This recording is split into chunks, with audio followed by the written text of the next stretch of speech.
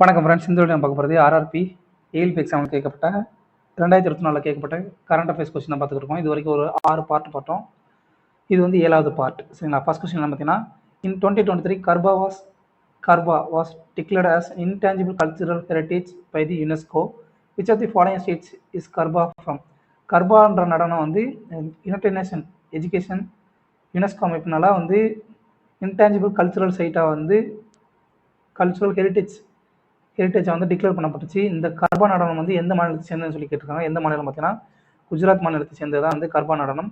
அதே நேரத்தில் குஜராத்தை சேர்ந்த மிக முக்கியமான நடனங்கள் எதுன்னு பார்த்தீங்கன்னா தாண்டியா ராஸ், அப்புறம் திப்பானி. சரிங்களா? இதெல்லாம் வந்து குஜராத் மாநிலத்தை சேர்ந்த மற்ற நடனங்கள். சரிங்களா? யுனெஸ்கோ அமைப்புடைய ஹெட் குவார்டர்ஸ் எங்கே இருக்குது பார்த்தீங்கன்னா பாரிஸ், பிரான்ஸ் தலைநகர் பாரிஸில் இருக்குது. சரிங்களா?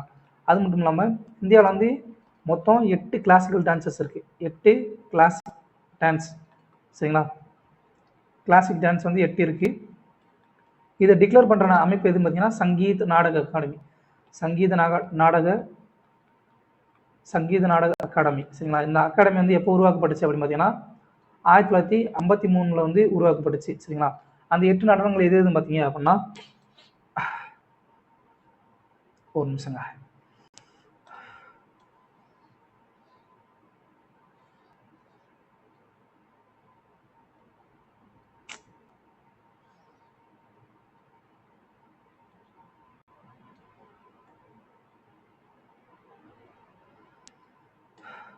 ஃபர்ஸ்ட் வந்து தமிழ்நாட்டை சேர்ந்த பரதநாட்டியம். சரிங்களா? ஃபர்ஸ்ட் வந்து தமிழ்நாட்டை சேர்ந்த பரதநாட்டியம். 1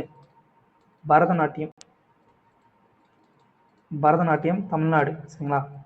நாட்டியம் தமிழ்நாடு. 2வது வந்து கேரளா மாநிலத்தை சேர்ந்த 2 நடனங்கள். ஒன்று வந்து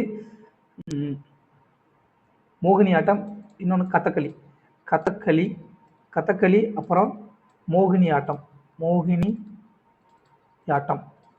இது ரெண்டும் வந்து கேரளா மாநிலத்தை சேர்ந்த கிளாசிக்கல் டான்ஸஸ். சரிங்களா? அடுத்து 3வது வந்து ஆந்திர பிரதேசம். சரிங்களா? குச்சிப்புடி நடனம் ஆந்திர பிரதேச மாநிலத்தை சேர்ந்தது. சரிங்களா? ஆந்திர பிரதேஷ்.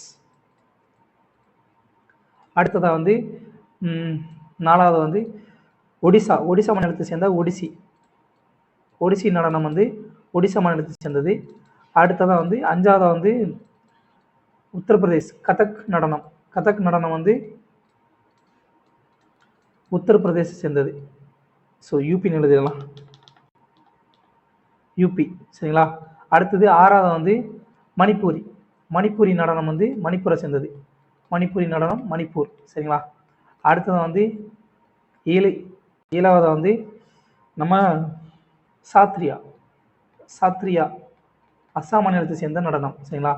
இது மொத்தமும் இந்த 8 நடனங்கள். சரிங்களா? இங்கே 7, கேரளாவில் மட்டும் 2. சரிங்களா? மொத்தம் 8 நடனங்கள் வந்து கிளாசிக்கல் டான்சஸ் வந்து டிக்ளேர் பண்ணப்பட்டிருக்கு. 1953 உருவாக்கப்பட்ட அமைப்பு சங்கீத நாடக அகாடமியில் வந்து இது வந்து கிளாசிக்கல் டான்சஸ் சொல்லி வரையறுக்கப்படுது. சரிங்களா? அடுத்த கொஸ்டின் என்ன பார்த்தீங்கன்னா, what recent decision did the union cabinet make regarding the Ayushman Bharat Pradhan Mantri Jan Arogya Yojana scheme on 11 December 2024. அதாவது ஆயுஷ்மான் பாரத் ஸ்கீம் அதில் வந்து எந்த ஒரு டிசிஷன் வந்து இப்போ ரீசெண்டாக 11 செப்டம்பர் 2024 வந்து யூனியன் கேபினட் எடுத்தாங்க பார்த்தீங்கன்னா, to extend the benefits to all citizens aged above 70 and above. சரிங்களா? அதாவது 70 வயசுக்கு மேலே உள்ள இந்தியன் சிட்டிசன்ஸ் எல்லாத்துக்கும் வந்து இந்த ஆயுஷ்மான் பாரத் திட்டம் வந்து எக்ஸ்டெண்ட் பண்ணி சொல்லி டிசிஷன் எடுத்திருக்காங்க. சரிங்களா? இந்த பிரதான் மந்திரி ஜன் ஆரோக்கிய யோஜனா இது வந்து எப்போ உருவாக்கப்பட்டுச்சு பார்த்தீங்கன்னா 23 செப்டம்பர் 2018 வந்து கொண்டு வரப்பட்ட திட்டம் தான் இது வந்து. இது மூலமா வந்து 5 லட்ச ரூபாய் ஒரு வருடத்துக்கு வந்து ஒரு ஃபேமிலிக்கு வந்து 5 லட்ச ரூபாய் வரைக்கும் மெடிக்கல் கவரேஜ் வந்து கொடுக்க முடியும். சரிங்களா? அதான் வந்து இந்த ஆயுஷ்மான் பாரத் ஸ்கீமோடைய நோக்கம். அடுத்த கொஸ்டின் என்ன பார்த்தீங்கன்னா, இந்த ஸ்கீம் வந்து எப்போ கொண்டு வரப்பட்ட டேட் ஞாபகம் வச்சுக்கோங்க, அது கண்டிப்பாக கேட்பாங்க. 23 செப்டம்பர் 2018. சரிங்களா? அடுத்த கொஸ்டின் என்ன பார்த்தீங்கன்னா, இன் 2023 India imported crude oil from which country making payments in Indian rupee as part of the rupee dirham trade agreement. சரி, இந்த கொஸ்டின் ஆக்சுவலாக தெரியல அப்படின்னா நீங்கள் வந்து திர்காம்ன்றது எந்த நாட்டினுடைய நாணயம்னு உங்களுக்கு தெரிஞ்சிருச்சா அந்த கணக்கு வந்து இந்த கொஸ்டின் வந்து ஈஸியாகவே நீங்கள் டேரெக்டாக கொடுத்துக்கலாம். யூஏன்றது ஆன்சர். ஐக்கிய அரபு அமீரகம். சரி, அதாவது வேறு ஒன்றும் இல்லை, 2023 வந்து வழக்கமாக வந்து க்ரூட் ஆயில், அதாவது கச்சா எண்ணெய் வந்து எப்பயுமே வந்து எந்த ஒரு நாடும் வந்து அமெரிக்கன் டாலரில் தான் வந்து வாங்குவாங்க. பட் ஃபர்ஸ்ட் டைம் வந்து இந்தியா வந்து இந்தியன் ருப்பி கொடுத்து திர்காமில் வந்து வாங்கியிருக்காங்க. சரிங்களா? அது எந்த நாட்டோட பார்த்தீங்கன்னா இந்தியாவில் ருப்பியான ருபிலையும் இந்திய நாணயமான ரூபாயிலையும் அது ஐக்கிய அரபு அமீரகத்தினுடைய நாணயமான திர்காம்லேயும் வந்து இந்த பண பரிவர்த்தனை வந்து நடந்திருக்கு சரிங்களா. சரிங்களா. ரஷ்யா நாட்டினுடைய நாணயம் எது பார்த்தீங்கன்னா ரூபல், கத்தார் நாட்டினுடைய நாணயம் வந்து ரியால், ஓமன் நாட்டினுடைய நாணயம் வந்து ரியால், பங்களாதேஷ் நாட்டினுடைய நாணயம் வந்து டாக்கா, ஜப்பான் நாட்டினுடைய நாணயம் வந்து என், சைனாவுடைய நாணயம் வந்து யுவான் சரிங்களா. இந்த மாதிரி எல்லா நாட்டினுடைய ஆல் கண்ட்ரிஸ் நல்லா போனீங்கன்னா நல்லா ஒரு 160லேருந்து 180 கண்ட்ரிஸ் தான் இருக்கும் சரிங்களா. ஆல் கண்ட்ரிஸினுடைய கேபிட்டல் சரிங்களா, கேபிட்டல் சிட்டி, அதுக்கப்புறம் கரன்சி, இது ரெண்டும் வந்து நல்லா படிச்சுக்கோங்க. ஏன்னா வந்து இது வந்து 2 இடத்துல யூஸ் ஆகும். இந்த மாதிரி முக்கியமான சில நேரம் சம்டைம்ஸ் நமக்கு தெரியலன்னா கூட இந்த மாதிரி யூஸ் ஆகும். ரெண்டாவது ரீசனிங் கொஸ்டின்ஸில் இது வந்து யூஸ் ஆகும்ப்பா. ரீசனிங் கொஸ்டினில் சில நேரம் வந்து கேட்டுருவாங்க. ஏன்னா நான் வந்து பார்த்துருக்கேன். ரீசனிங் வந்து இப்போ உதாரணமாக பங்களாதேஷ் நாணயம் வந்து என்ன நாணயம் சொல்லி ஜப்பான் வந்து எண் கொடுத்துட்டு பங்களாதேஷுக்கு வந்து டேஷ் அப்படின்னு சொல்லி கொடுத்துருப்பாங்க. அந்த மாதிரி ரீசனிங் கொஸ்டினும் ஜிகே பேஸ்டாக வந்து வரும் சரிங்களா. அதனால் இந்த மாதிரி எல்லா நாட்டினுடைய கேபிட்டல் அப்புறம் கரன்சி இது ரெண்டு நல்லா படிச்சுக்கோங்க. அடுத்த கொஸ்டின் என்ன பார்த்தீங்கன்னா, த கான்செப்ட் ஆஃப் பிரத்யோகி இந்த Yuva Sangam programme 2023 primary focus on which of the following. அதாவது இளைஞர்களுடைய கூடுகை வந்து 2023 வந்து டெல்லியில் வந்து நடந்துச்சு. அதில் வந்து ஒரு 5 திட்டங்கள் வந்து அறிமுகப்படுத்தாங்க, 5 Psன்னு சொல்லி. அதில் பிரத்யோகி அப்படின்னா அது வந்து எதை குறிக்கும்னு சொல்லி கேட்குறாங்க. அந்த கான்செப்ட் வந்து எதை குறிக்கும்னா டெக்னாலஜி பற்றி தான் குறிப்பிடும். அந்த 5 Ps எதுன்னு பார்த்தீங்கன்னா, பரியாத்தான்னா டூரிசத்தை பற்றி குறிப்பிடக்கூடியது, பரம்பரைனா ட்ரெடிஷனை பற்றி குறிப்பிடக்கூடியது, அடுத்து பிரகதின்றது டெவலப்மெண்ட்டை பற்றி குறிப்பிடக்கூடியது, அடுத்து பரஸ்பர சம்பார்க் அப்படின்றது பீப்புள் டு பீப்புள் கனெக்ட் அதை பற்றி குறிப்பிடுது, அடுத்து பிரத்யோகிகி இது வந்து டெக்னாலஜி பற்றி குறிப்பிடக்கூடியது சரிங்களா. இந்த யுவா சங்கமம் எங்கே நடந்துச்சு அப்படின்னு பார்த்தீங்கன்னா நியூ டெல்லியில் தான் நடந்துச்சு. இது வந்து ப்ரீவியஸாக வந்து கொஸ்டின் வந்து நம்ம ஏற்கனவே பார்த்துருந்தோம் சரிங்களா. அதில் வந்து நிறைவேற்றப்பட்ட 5 Psன்னு சொல்லி என்ன பார்த்தீங்கன்னா இந்த பரியத்தான், பரம்பரா, பிரகதி, பரஸ்பர சம்பார், பிரத்யோகிகி இது எல்லாத்தையும் நல்லா தெரிஞ்சுக்கோங்க. இதில் வந்து அடுத்த கொஸ்டின் வந்து கேட்கப்படலாம். அடுத்த question 2024 royal Australian air force debuted its compact aircraft in India during exercise Tarang Shakti சரிங்களா. அட் விச் லொக்கேஷன் அப்படின்னா தரங் சக்தி வந்து எந்த 2 நாட்டுகளுக்கிடையே வந்து நடந்திருக்கு பார்த்தீங்கன்னா ஏர்ஃபோர்ஸ் எக்ஸசைஸ் வந்து இந்தியா அப்புறம் ஆஸ்திரேலியா இடையில வந்து நடந்திருக்கு சரிங்களா. இதில் வந்து ஃபர்ஸ்ட் டைம் வந்து ஆஸ்திரேலியா வந்து திருப்பி தாக்குதல், அதாவது காம்பேக்ட் ஏர்கிராஃப்ட்னா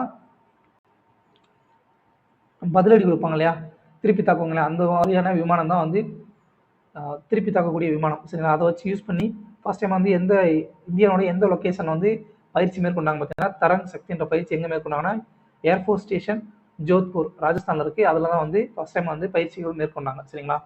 அடுத்த question, where was the 5th India US 2+2 ministerial dialogue held on 10th November 2023. India மற்றும் அமெரிக்க நாடுகளுடைய இந்தியா மற்றும் அமெரிக்காவுக்குடைய வந்து 2+2 மினிஸ்டீரியல் டயலாக் வந்து எப்போ நடந்துச்சு, எந்த நகரத்தில் நடந்துச்சு பார்த்தீங்கன்னா நியூ டெல்லியில் தான் நடந்துச்சு சரிங்களா. இது மேக்ஸிமம் வந்து ஒரு நாட்டினுடைய தலைநகரத்தில் தான் நடக்கும். ஸோ இந்தியாவா யூஎஸ்ஏவான்னு தெரில. ஸோ சப்போஸ் இந்த கணக்கு தெரியல அப்படின்னா நல்லா கவனிங்க. ஃபஸ்ட்டு எந்த நாடு வருது, இந்தியா வருதா, அப்போ இந்தியாவோட தலைநகரமாக தான் இருக்கும். சப்போஸ் கெஸ் பண்ணி அடிக்கிறதா இருந்தால் இந்த மாதிரி அடிச்சுக்கோங்க சரிங்களா. அப்படி இல்லைனா விட்டுருங்க, ஸ்கிப் அண்ட் கோ தான். ஸோ 2+2 மினிஸ்டர் டயலாக் வந்து எப்போ தொடங்கினாங்க, 2018 வந்து தொடங்கினாங்க. இதில் வந்து பங்கேற்றுக்கிறவர் யார் பார்த்தீங்கன்னா இந்தியாவுடைய எக்ஸ்டர்னல் அஃபேர்ஸ் மினிஸ்டர் சரிங்களா. இந்தியாவோட வெளியுறவுத்துறை அமைச்சர் தான் அந்த வந்து இந்த டயலாக் வந்து பங்கேற்றுக்கிறவங்க, எக்ஸ்டர்னல் அஃபேர்ஸ் மினிஸ்டர். இப்போதைக்கு கரண்ட்டாக இருக்கிறவர் யார் பார்த்தீங்கன்னா எஸ் ஜெய்சங்கர் சரிங்களா. இந்தியாவுடைய கேபினெட் அமைச்சரவை அதை பற்றி நல்லா தெரிஞ்சுக்கோங்கப்பா. அதை பற்றி கொஸ்டின் வந்து அதிகமாக வரும் சரிங்களா. அடுத்த கொஸ்டின், யார் எந்தெந்த அமைச்சர்ன்றதை பற்றி கேட்பாங்க. அடுத்து Indian air force IAF contingent returned to India on 10th August 2024 after participating in exercise dash in Malaysia. மலேசியாவில் நடந்த எந்த ஒரு விமானப்படை பயிற்சியில் வந்து இந்திய விமானப்படை வந்து கடந்துக்கிட்டு திரும்பி வந்தாங்க 10 ஆகஸ்ட் 2024 பார்த்தீங்கன்னா உத்தாரா சக்தின்ற விமான பயிற்சியில் தான் வந்து கலந்துக்கிட்டாங்க இந்தியன் ஏர்ஃபோர்ஸ். ஸோ உத்தாரா சக்தின்றது எந்த நாட்டுகளில் நடக்கக்கூடியது பார்த்தீங்கன்னா இந்தியா அப்புறம் மலேசியா, இந்த 2 நாடுகளில் நடக்கக்கூடிய விமான பயிற்சி தான் வந்து உத்தாரா சக்தி. அடுத்து கருடான்றது இந்தியாவுக்கும் பிரான்ஸுக்கு இடையில் நடக்கக்கூடிய விமான பயிற்சி சரிங்களா, போர் பயிற்சி. அடுத்து கோப் இந்தியான்றது இந்தியாவுக்கும் அப்புறம் யுஎஸ்ஏனுடைய ஏர்ஃபோர்ஸுக்கு இடையில நடக்கக்கூடிய விமான பயிற்சி தான் வந்து கோப் இந்தியா. அடுத்து ரெட் ஃபிளாக்ன்றது எந்த நாட்டுக்கு இடையில நடக்கிறதுனா multinational air compact exercise by US air force. அமெரிக்க விமானப்படையால் நடத்தப்படக்கூடிய பல்வேறு நாடுகள் சரிங்களா, பல நாடுகள் கலந்து கொள்ளக்கூடிய ஒரு எக்ஸசைஸ் விமான பயிற்சி தான் வந்து ரெட் ஃபிளாக் சரிங்களா. இதெல்லாம் வந்து ஞாபகம் வச்சுக்கோங்க, இதை வந்து கண்டிப்பாக கேட்பாங்க. அடுத்த கொஸ்டின் என்ன பார்த்தீங்கன்னா which natural disaster triggered storms flash floods and landslips in the northern eastern states in India in 2024. 2024 வடகிழக்கு மாநிலங்களில் வந்து எந்த ஒரு புயல்னால வந்து வெள்ளமும் நிலச்சரிவும் ஏற்பட்டுன்னு சொல்லி கேட்டிருக்காங்க. அது எந்த புயல் பார்த்தீங்கன்னா சைக்ளோன் ரிமானால தான் உருவானது. இதோட பேர் என்ன பார்த்தீங்கன்னா சைக்ளோன் ரிமானுக்கு வந்து அர்த்தம் என்ன பார்த்தீங்கன்னா சாண்டு. சரிங்களா? இந்த நேம் வந்து கொடுத்த நாடு எதுன்னு பார்த்தீங்கன்னா ஓமன் நாடு தான் வந்து இந்த சைக்ளோனுக்கு, அதாவது சூறாவளிக்கு, இந்த பலத்த சூறாவளிக்கு வந்து ரிமான்னு சொல்லி பேர் வச்சிருந்தாங்க. சரிங்களா? அடுத்து இப்போ ரீசெண்டாக 2024 நடந்த முக்கியமான புயல் எதுன்னு பார்த்தீங்கன்னா சைக்ளோன் ஆசனா. இது வந்து கண்டிப்பாக கேட்கப்படலாம். ஏன்னா வந்து இப்போ வந்து பொதுவாகவே வந்து இந்தியாவில் வந்து வடகிழக்கு இந்தியா இருக்கு இல்லையா, இப்படி தான் இந்தியா இருக்குன்னு வச்சுக்கோங்களேன். இது அரபிக்கடல். சரிங்களா? இந்த சைடில் அரபிக்கடல் இருக்கும், அரபிக் சி. இந்த பக்கம் வந்து பே ஆஃப் பெங்கால் இருக்கும். பொதுவாகவே இந்தியாவில் வந்து எப்பயுமே வந்து பே ஆஃப் பெங்காலில் தான் வந்து சைக்ளோன் வந்து சூறாவளி காற்றுகள் எதுவுமே புயல் எல்லாமே உருவாகும். பட் ஃபர்ஸ்ட் டைமாக வந்து இப்போ 1976 நினைக்கிறேன், ஐ திங்க் ரொம்ப நாளைக்கு அப்புறம் வந்து ஃபர்ஸ்ட் டைமாக வந்து சைக்ளோன் ஆசனா. சரிங்களா? சைக்ளோன் ஆசனா வந்து இந்தியா வந்து தாக்கியிருக்கு. சரிங்களா? அரபிக்கடல் வழியா. ஸோ அது வந்து ரொம்ப ரொம்ப முக்கியமானது. ஸோ அந்த புயலை பற்றி கேட்கலாம். அது வந்து எந்த மாநிலத்தை தாக்குச்சு அப்படின்னு பார்த்தீங்கன்னா குஜராத் மாநிலத்தை தான் வந்து பாதிப்பு உண்டாக்கிச்சு. இந்த ஆசனான்ற பேரை கொடுத்தது யாருன்னு பார்த்தீங்கன்னா பாகிஸ்தான் நாடு தான் வந்து ஆசனான்னு சொல்லி பேர் வச்சிருக்காங்க.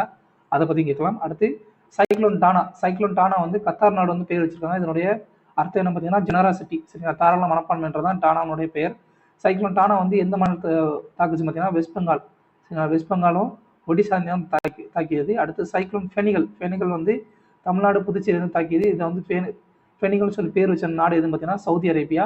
இதனுடைய அர்த்தம் வந்து ஸ்ட்ராங் விண்ட் ஆர் ஸ்ட்ரோம். சரிங்களா? பலமான காற்றுன்னு சொல்லி அதனுடைய அர்த்தம். ஸோ அந்த பேர் எந்த நாடு வந்து பேர் உருவாக்குனாங்க, எந்த பகுதியை வந்து தாக்கியது, இதெல்லாம் வந்து ஞாபகம் வச்சுக்கோங்க. இது வந்து 2024 உருவான புயல்களுடைய பெயர். சரிங்களா? இந்த 3 தான் முக்கியம். ஸோ இதை பற்றி கொஸ்டின் கண்டிப்பாக வரலாம். அடுத்ததா HD Kumaraswamy who won the Mandya parliamentary seat in Karnataka 2024 in general elections and became Minister of Heavy Industries. Belong to which political party? HD Kumaraswamy என்றது வேற யாரும் கிடையாது, முன்னாள் இந்திய பிரதமராக இருந்த தேவகவுடா இருக்கார் இல்லையா, தேவகவுடா அவருடைய மகன் தான் வந்து ஹெச்டி குமாரசாமி. தேவகவுடாவுடைய மகன் தான் வந்து இந்த ஹெச்டி குமாரசாமி. இவர் வந்து கர்நாடகா வந்து ஜெயிச்சு இந்தியாவுடைய ஹெவி இண்டஸ்ட்ரீஸினுடைய மினிஸ்டர் வந்து கரெக்டாக இருக்கார், எம்பி எலெக்ஷன் ஜெயிச்சு. ஸோ இவர் வந்து எந்த பார்ட்டியை சேர்ந்தவர்னு சொல்லி கேட்குறாங்க. எந்த பார்ட்டியை பார்த்தீங்கன்னா ஜனதா தள், செக்குலர், அதாவது ஐக்கிய ஜனதாதளம் கிடையாது, மதச்சார்பற்ற ஜனதாதளம். தமிழில் சொல்லணும்னா மதச்சார்பற்ற ஜனதா தளத்தினுடைய கட்சியிலிருந்து தான் தேர்ந்தெடுக்கப்பட்டவர் ஹெச்டி குமாரசாமி. சரிங்களா? அடுத்து இப்போ ரீசெண்டாக வந்து பிஜேபி தவிர்த்து மற்ற எந்தெந்த மாநிலங்கள்லாம் வந்து மற்ற மாநிலங்கள் வந்து பிஜேபி தவிர்த்து ஆட்சி பண்ணக்கூடிய மாநிலங்கள் எது, அதனுடைய சீஃப் மினிஸ்டர், அந்த பார்ட்டி நேம் என்னன்னு சொல்லி மட்டும் பார்த்துக்கலாம். ஸோ ஆந்திர பிரதேச மாநிலத்தை வந்து தெலுங்கு தேசம் கட்சி தான் வந்து ஆட்சி பண்ணுறாங்க. இதனுடைய இப்போதைய சிஎம் யார் பார்த்தீங்கன்னா என் சந்திரபாபு நாயுடு. சரிங்களா? அடுத்ததான் பீகார் மாநிலத்தை வந்து ஆட்சி பண்ணக்கூடிய பீகார் மாநிலத்துடைய முதலமைச்சர் யார் பார்த்தீங்கன்னா நிதிஷ்குமார். இவர் வந்து எந்த கட்சியை சேர்ந்தவர் பார்த்தீங்கன்னா ஜனதா தளம் யுனைடெட், அதாவது ஐக்கிய ஜனதா தளம் சொல்லி தமிழில் சொல்லுவாங்க, ஐக்கிய ஜனதா தளம். சரிங்களா? பீகார் ஐக்கிய ஜனதா தளம், நிதிஷ்குமார் முதலமைச்சர். ஜார்க்கண்டில் வந்து ஜார்க்கண்ட் முக்தி மோர்ச்சான்ற கட்சி தான் வந்து ஆட்சி புரியுது. இதனுடைய தற்போதைய சிஎம் வந்து யார் பார்த்தீங்கன்னா ஹேமந்த் சோரன். அடுத்து தமிழ்நாட்டில் எல்லாருக்கும் தான் திமுக டிஎம்கே பார்ட்டி, அதனுடைய முதலமைச்சர் யார் பார்த்தீங்கன்னா எம்கே ஸ்டாலின் தான் தமிழ்நாட்டுடைய முதலமைச்சர். அடுத்து வெஸ்ட் பெங்கால் வந்து AITC, all India Trinamool Congress, அதுதான் வந்து ஆட்சி பண்ணுறாங்க. அவங்க வந்து மம்தா பானர்ஜி தான் வந்து அதனுடைய தற்போதைய சிஎம். அடுத்து தெலுங்கானாவில் வந்து இந்த பாரத் ராஷ்டிர சமிதி, முதல்ல தெலுங்கானா ராஷ்டிர சமிதின்னு சொல்லி இருந்துச்சு, அதோடைய கட்சி பேரை வந்து இப்போ வந்து பாரத் ராஷ்டிர சமிதின்னு சொல்லி பேரை மாற்றிட்டாங்க. தெலுங்கானா மாநிலத்தில் வந்து ஆட்சி பண்ணக்கூடிய முதலமைச்சர் யார் பார்த்தீங்கன்னா ரேவந்த் ரெட்டி. அடுத்ததான் the first transport aircraft was formally inducted into Indian Air Force in 2023. Indian ஏர்ஃபோர்ஸில் வந்து இப்போ ரீசெண்டாக வந்து சேர்க்கப்பட்டிருக்கக்கூடிய ஒரு விமானம் எதுன்னு பார்த்தீங்கன்னா C295 MWன்றது தான் ஆன்சர். டிரான்ஸ்போர்ட் ஏர்கிராஃப்ட், இது வந்து பொருட்களை வந்து கொண்டு போகிறதுக்கு பயன்படக்கூடிய ஒரு ஏர்கிராஃப்ட் தான் வந்து C295 MW. சரிங்களா? அடுத்த கொஸ்டின் என்ன பார்த்தீங்கன்னா in September 2024, which High Court of India struck down the amended Information Technology Rules 2023, Information IT Rules 2023, which empowered the center to set up a fact-check unit to identify fake, false, misleading information about the government and its establishments on social media. அதாவது வேற ஒன்றும் இல்லை, 2024 செப்டம்பர்ல வந்து எந்த high court வந்து information rules technology ரூல்ஸை வந்து இது வந்து சட்டப்படி செல்லாதுன்னு சொல்லி அறிவிச்சிருக்காங்க. ஏன் அப்படின்னா இந்த இன்ஃபர்மேஷன் டெக்னாலஜி ரூல்ஸ் படி கவர்மெண்ட் வந்து ஒரு ஃபேக்ட் செக் யூனிட் வந்து ஒரு யூனிட் சொல்லி உருவாக்கி அது மூலிமா சோஷியல் மீடியாவில் கவர்மெண்ட்டுக்கு எதிராக யாரெல்லாம் வந்து தவறான கருத்துக்கள் வந்து தெரிவிக்கிறாங்களோ அவங்கள வந்து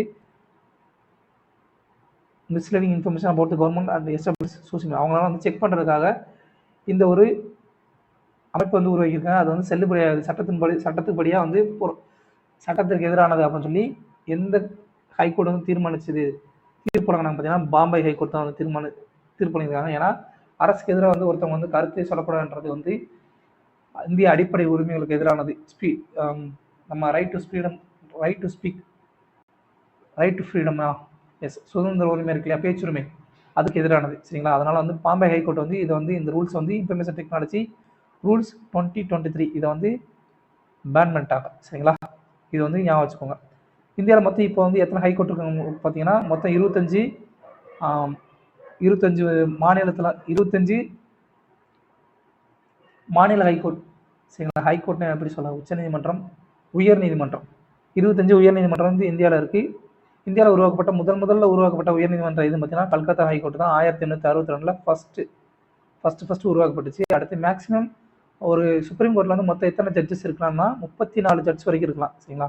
34 ஜட்ஜஸ் வரைக்கும் இருக்கலாம், இன்க்ளூடிங் சீஃப் ஜஸ்டிஸ். சரிங்களா? தலைமை தளபதி உட்பட, தலைமை உயர்நீதிபதி உட்பட மொத்தம் 34 நீதிபதிகள் வந்து இந்திய சுப்ரீம் கோர்ட்டில் வந்து இருக்கலாம். சரிங்களா? அடுத்த கொஸ்டின் என்ன பார்த்தீங்கன்னா, the successful automotive trials of Zorawar light tank on 13 September 2024 were an important milestone for India's defense sector. Which organization is responsible for developing this light tank?